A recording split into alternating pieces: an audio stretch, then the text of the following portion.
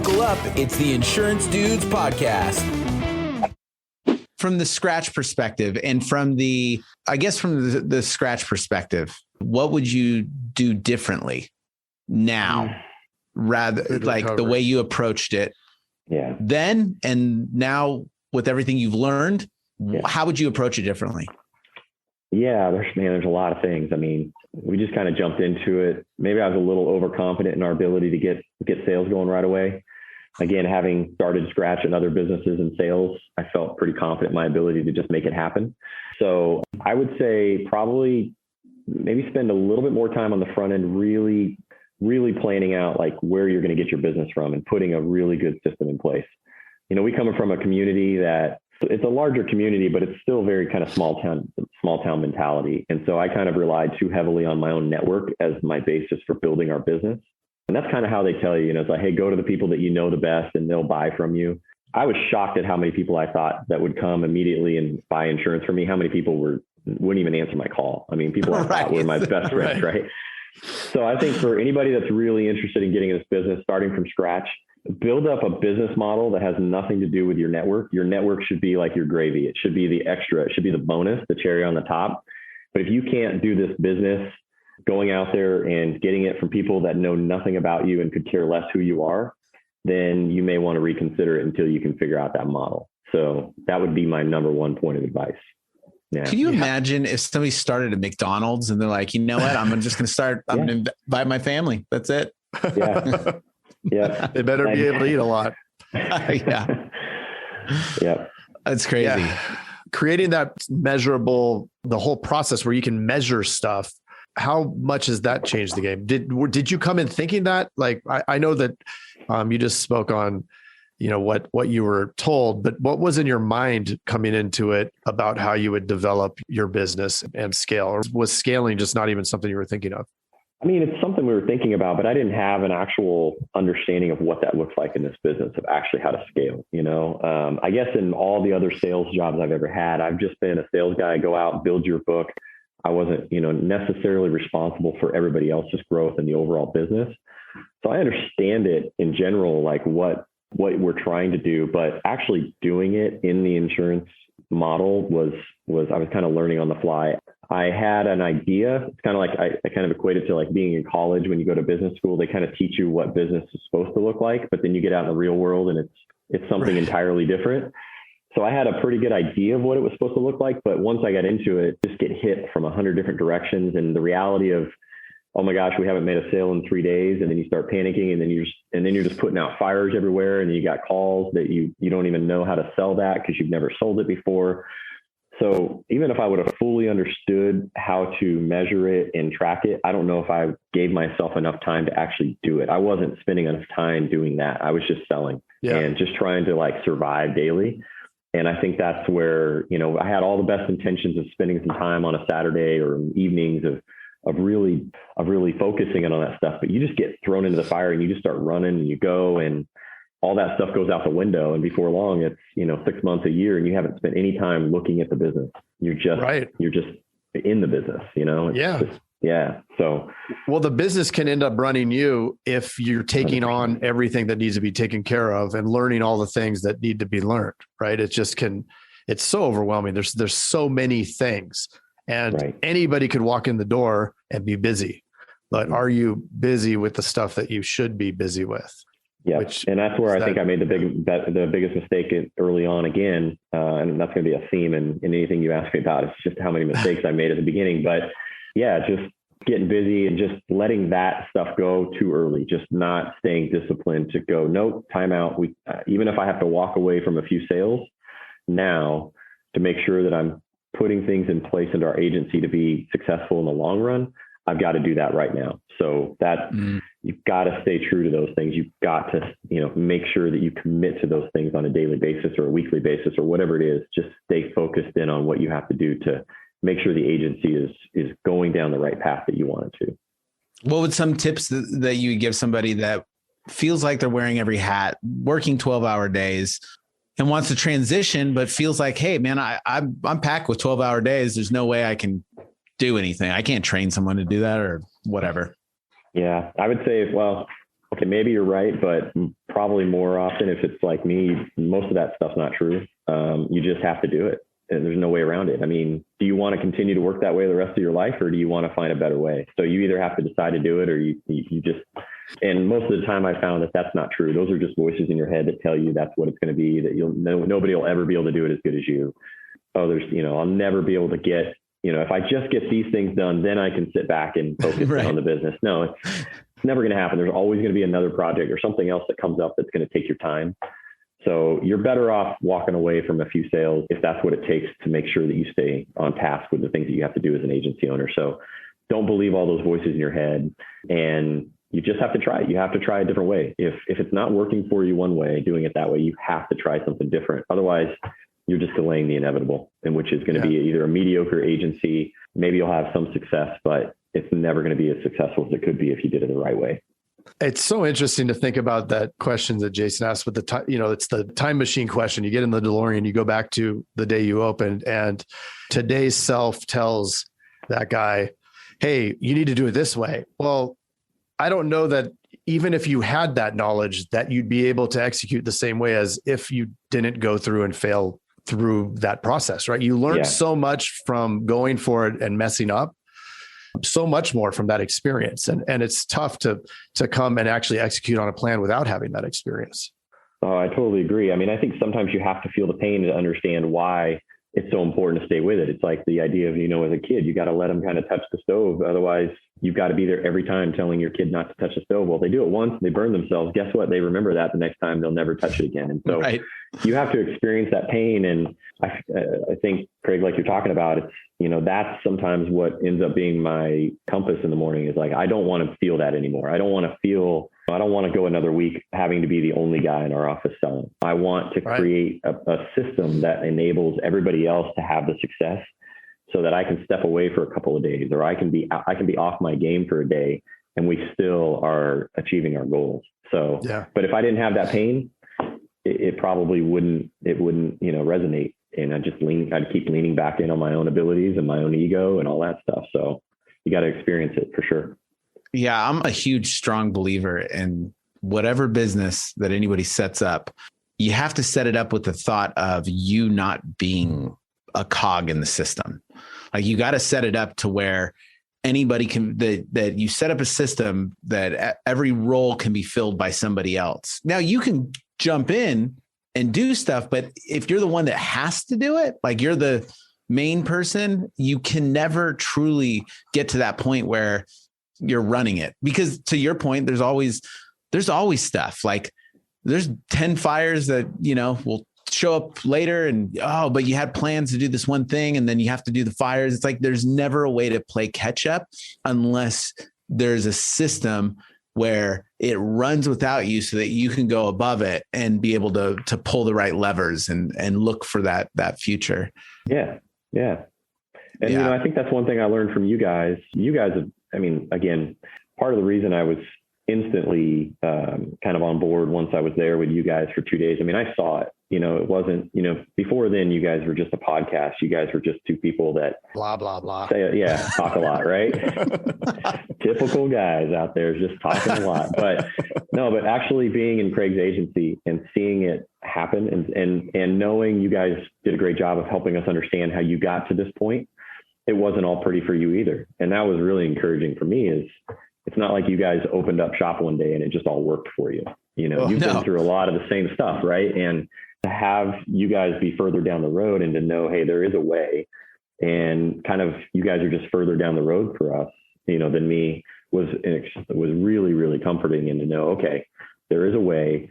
So that was really helpful to hear that and to know, okay, I think that's one thing, Jason, you've really I always pick up is you're always hammering that point of like, hey, I don't want to be involved with that. Right. I got to get out of the way and let my people do what they're going to do. And I still struggle with that because we're all different. We're all wired differently. I like having my hands involved in some things. And so I always have to fight that urge. And my wife always has to slap my hands and say, get out of that, stop, let them do that. So, but that is something I'm still working on for sure. Yeah, the my way or the highway is that'll drive you crazy because I don't now like it took me a long time to let go of those things because I can go in there, I can walk in that room that you've been in there. I can go walk there right now and something that somebody does will drive me crazy.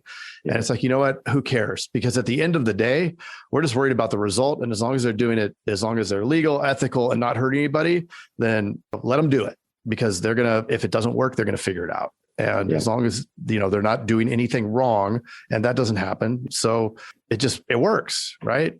And helping people. I think that's, helping. I think that's the one. And I know you instill that in your agency and I know Josh does too, because that's a big part of like, you have to have a GPS and you have to instill that in your team. And I think it's like at the end of the day, this is not rocket science. You're helping solve people's problems. Oh, but we're so expensive. All these stupid details. Who cares? Like, just help this person, listen to them, talk to them. Sometimes people just want to be heard. And if you do that, they're probably willing to pay an extra premium for that. I mean, that's a huge value to a lot of people. I mean, I guess to anybody, being heard means a lot. And I'm sure any dude that's married to somebody knows that their wife wants to be heard. They don't want to hear you try to solve the problem and everything. They just want to know that they're being heard. But I think going through the agency and the sales process and everything else, just if you have that other person's best interest and you're just trying to help, like, ethical and everything else, it'll all work out. It'll be good. Yeah. I have another question for you.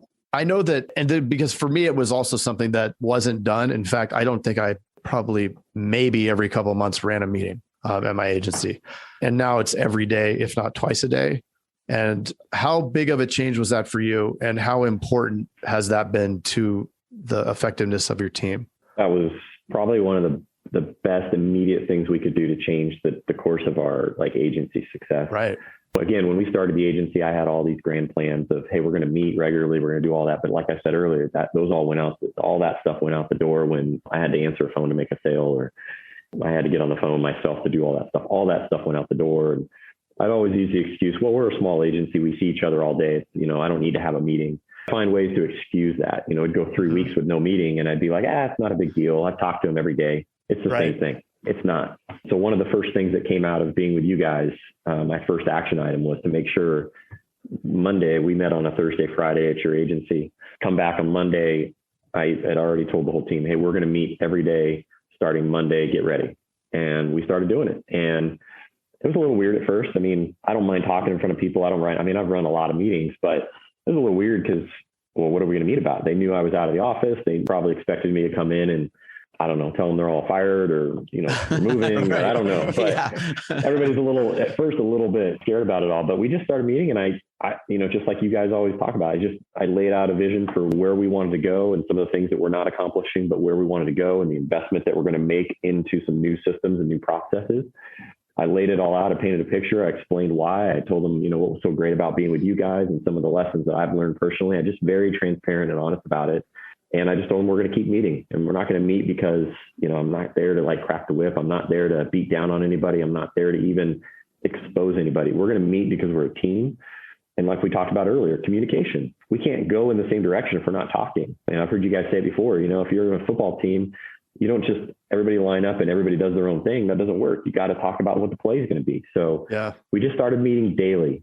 It was 15 minutes, and sure enough, we'd go 20, 25, 30 minutes. Mostly me talking. I had to try to, shut up a little bit and let everybody else talk. But, we started doing that faithfully for a few weeks. And sure enough, surprise, surprise, everybody felt more engaged. Everybody started owning it. It wasn't like day one, everybody just came out of the gates and made, 100 sales and we hit our goals. No, but little by little, I started seeing improvement, started seeing more engagement, more energy. But our sales, no doubt those 2 months after that, we started seeing sales on a more consistent basis every day because I think our energy level was better. Everybody came out of that feeling like they were tied to a cause for that day. And so that was really important. Now, I will tell you, full disclosure, we don't meet every day right now, just for a variety of reasons. I know, sorry. But what I have done, and I'm very, very purposeful in making sure that I'm communicating with everybody in our team every day about what their goals are, what we're trying to accomplish for that day. So we still get together, but what I do is I'll walk over to a desk and I'll sit down and I'll talk with them. I'll Slack, we use Slack, and I'll sit there and I will just comment on some things that, hey, we'll just have a sidebar conversation about what they need to do for that day. I'll pump them up from the day before. Hey, I heard that call. You did really good on that. Or, hey, we're having some struggles on that. And we'll have a dialogue that way. So I'm way more intentional. I don't just sit at my desk, wait for the end of the day, see what the results were, and then go, okay, good or bad. We're having an ongoing conversation. I'm way more intentional about what's going on with their day every day. So I need to get back on accountability wise. I need to get back on to having these meetings every day. Yeah. Because again, we just kind of start going back to our old habits. So, well, I think from a sales coaching standpoint, this is especially the PNC business is so close on almost every transaction, right? There's a lot where you're double and, the ones where you're way ahead, but the meat of it is close, right? And the message they constantly hear from the prospects, from television, from everywhere is commodity, price. Yeah. It's all price. And what I've noticed is the longer, or if we go a stretch without meeting, which doesn't happen anymore, but when we did, you would hear more often, oh, they were just price focused. Oh, they were just price. You hear it over and well, that one was price focused. That one. And it's like, okay, then the job isn't being done on that call. Right. Of course they're price focused because that's how they're taught to buy this. They're taught it's a commodity.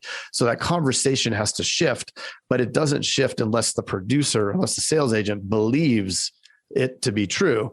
And they're always going to revert back to that price focus because that's what everything around them is pointing them to. And so that's where I think there's such a huge value to that daily meeting is you're battling against that, right? You have to fight that so you can get them back over here. I mean, you were here, they wrote 22K 2 days in a row. I mean, that's not something that happens all the time. That happens when they believe because there were 10 other agents here, they're like, wow, they must really, these guys, and so, but those days psychologically, they were like, we're on fire. Right. Yeah. And I think that, so much of it is psychological. I think it's also one of the biggest benefits, put aside sales. I just think it's great for the team. They love, they're working next to each other, but again, we get in our own little world. So I think it's just a good, it makes them enjoy their job more. They get to be around people. They get to share in experiences and talk about what happened the day before. They get, hey, Joseph, you did a great job on this yesterday. They get pumped up in front of their people. So I think it's just good for morale and good team building as well. So yeah. 100%. So you went the distance. What is the number one piece of advice you'd give any insurance agent, either coming into the industry or wanted to kickstart the agency's heart? What would you give? Number one.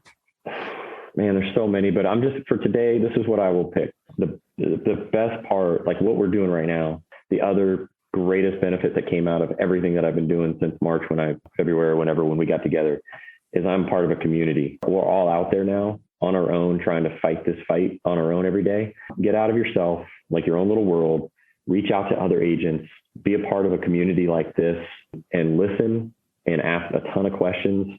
Don't do this alone. And if you're with a captive like I am, yeah, absolutely do everything that the company offers you, all the team stuff that they do in the little market meetings and all that. But get outside of that and go with people that will be real and honest with you about their struggles and what's going on. There's quite a few agents that I'm seeing right now on this call that we pick up the phone and call each other all the time. Like, hey, I'm having a basic problem, or hey, man, my mind's not in the right spot. Because I will tell you, I think that's the greatest challenge that we experience in our business is it's not even the nuts and bolts. It's not the policies. It's not the insurance business. It's the mind game. I've seen a couple of posts lately of guys that are just struggling with the mentality. They're having success, but everything, it's a challenging business. So you got to have people that are for you. They're going to encourage you when you need it, that are going to pump you up. They're going to tell you, I've been there. I know how it feels. Stay the course. You got to have a crew. I'm into endurance running and long distance running. And, if you get into ultra marathons, they have these things called crews. So you go out there, you got to run the 100 miles or whatever it is, but they have crews at these aid stations, and their job is to pump you up. Their job is to keep you going. Their job is to make sure if your foot hurts that they take care of that, get you back on the course and get going. They can't run the race for you. They can't do everything for you, but you need a crew around you at all times to just keep you going, because you will get in your own head and you'll go on a crazy cycle that just will take you nowhere. So get outside of yourself. Wow. 100%. Love it. And we can actually take a couple questions. Yeah. Yeah. Live here on the podcast. Here Love on it. the podcast for the very first time. It is a groundbreaking day here. We have Dylan has his hand up. If anybody else wants to, just do a little hand raise with the little button there. If my headset dies, I'll switch it over quickly. So. Okay. Cool. Like a pro. Oh, hey. Hey. Hi. Hey, I'm Dylan. in the same position you were a couple of years back, scratch agency here in Nebraska. My biggest issue is just finding somebody, because I signed up. I'm like, oh, tell the dudes, like, this won't be that bad. I'll start getting calls. Well, now it's like I'm working nonstop because I'm trying to quote, trying to set the appointments, also trying to be like involved in these meetings, also working with like agency MVP on like the success of using that CRM to the best, and then also everything else with farmers. My biggest thing is, how do we find some staff? Would you be open to remote staff? I have a lady that's from like California that wants to work for me, but it's like, can't really hope that the metrics are correct. To be continue. Hey, Jason. Yes, Mr. Craig. That was another awesome episode, wasn't it? Mm-hmm. Well, if people want to get a little bit more action and learn how to do write 100,000 in premium Yes. off of even the worst internet leads, where could they go? They can go to live.teledudes.com. Ooh, that sounds exciting. Are we going to be there? Yes, it's a weekly call that we're doing right now it's live, and it will show you the process. The entire process is super awesome. I love it. Let's do it. Let's do it. Sign up right now, live.teledudes.com. Live.teledudes.com. That's live.teledudes.com. Hey, Craig, there's a new community that we are starting that I cannot wait to tell everybody about. It is our live texting community where you and I are going to answer people's questions and give them free content, right? Are you kidding me? We get Yep. to talk to them? Yeah, which is awesome, but they have to opt in. They have to text us at 520-214-2219. That's 520-214-2219. Nice. Craig, are you going to respond to these texts? I'm going to respond to them for sure. Live. I'm into it too. It's going to be Well- awesome. And it's going to be our new texting community where we're going to get back to everybody that we can and drop some crazy content, free content, and free the calculator that you just came up with. That's right. The calling calculator, sales material. I mean, everything for insurance agents. This is it. It's the best texting community out there for insurance agents. Well, what the heck is that number again? I can't remember it. It's 520-214-2219. That's Okay. 520-214-2219. I love it. I'm going to text it right now. 520-214-2219. All right. I'll see you later, Mr. Jason. Bye, Mr. Craig. Wait, do they even listen to this on the radio anymore? I love it. I love it. Nice. All right.